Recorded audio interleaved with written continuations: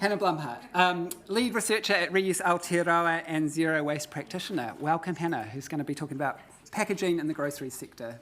Is it 5 minutes? You've got 10 minutes total, so if you use your 10, you won't get any questions. Oh, okay, no, I won't do that. Okay, cool. Tēnā koutou katoa, ko Hannah tōku ingoa. I'm here speaking on behalf of Reuse Aotearoa, which is an organisation that investigates, researches reuse practices and organisational models for waste reduction and community building strategies. So I'm going to be talking today about this report that's literally just been released.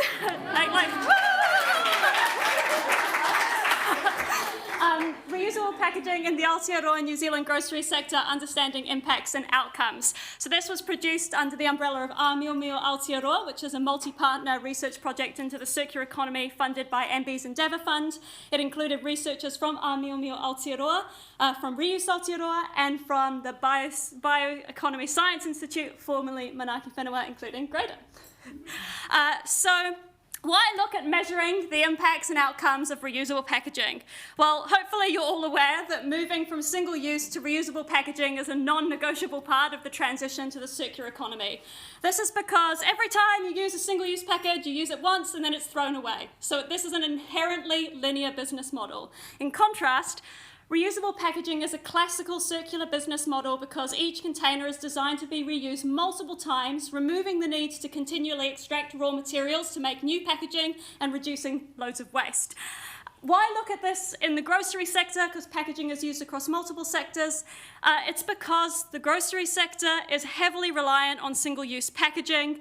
As the United Nations Environment Programme has noted, single-use packaging dominates the supermarket food packaging almost completely. And this is a packaging type that touches all of our lives and brings disposable practices into people's everyday life. Measuring the impact of reusable packaging is not really done very much by anyone, which is a problem because transitioning to circular business models generally is a major disruption to the status quo. And in the grocery sector specifically, it would be requiring major shifts across supply chains, manufacturer, retailer, and consumer behaviour. And so it's perfectly reasonable that those actors would want to know that making this transition is worth the effort and would want methodologies to be able to track progress against this over time. So for our research project, we really focused on how can we measure the real-world impacts of current existing reusable packaging systems in Aotearoa New Zealand's grocery sector, comparing this to single-use packaging systems across a range of indicators. So we started with a literature review, and in parallel, we also had a kaupapa Māori research study into the relationship between reuse and te ao Māori.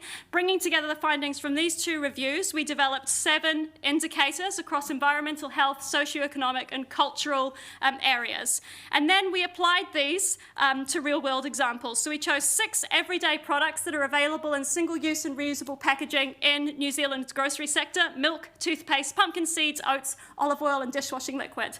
We followed their packaging through the supply chain from the final point of distribution to the retail shelf, looking at the consumer-facing primary packaging as well as secondary and tertiary packaging.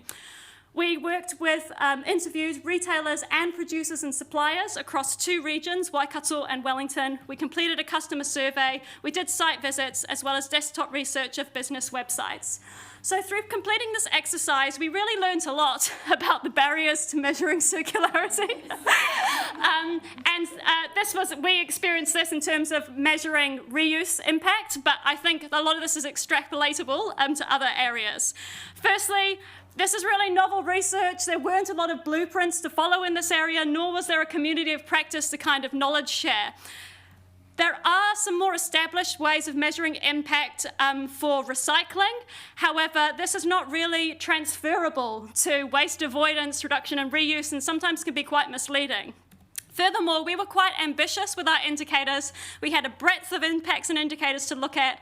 This really requires multidisciplinary teams to be able to properly design and apply methods. We had a multidisciplinary team, but we probably could have done with some more economists. Noting what Jay said earlier about not wanting people with fine arts degrees to do everything. Not that any of us had a fine arts degree, and that probably would have helped too for some of those graphs. Anyway, the other barrier what we found was very practical in that producers and retailers do not consistently keep or report on the key data points that we needed for our indicators. For example, packaging consumption. Furthermore, a lot of businesses in the grocery sector who are reliant on single-use packaging, quite surprisingly, weren't very enthusiastic to participate to find out how much single-use packaging they were using. So these two factors meant that it was extraordinarily time-consuming to gather our data, and we had to make a lot of assumptions. So I'd love to show you some of the findings we made on two other indicators, but you'll just have to ask me about that if you're interested. And I'll jump straight to some future needs for reusable packaging impact measurement based on how we navigated our barriers. Firstly, it is so important that producers, suppliers, and retailers in New Zealand's grocery sector are required and supported to capture and report on their packaging footprint, on their actual reuse rates if they're using reusable packaging, and their actual recycling rates if they're using single-use packaging. In terms of future research, we really need more robust methods to quantify the food waste impact of different packaging systems, as well as the job creation impacts of different packaging systems.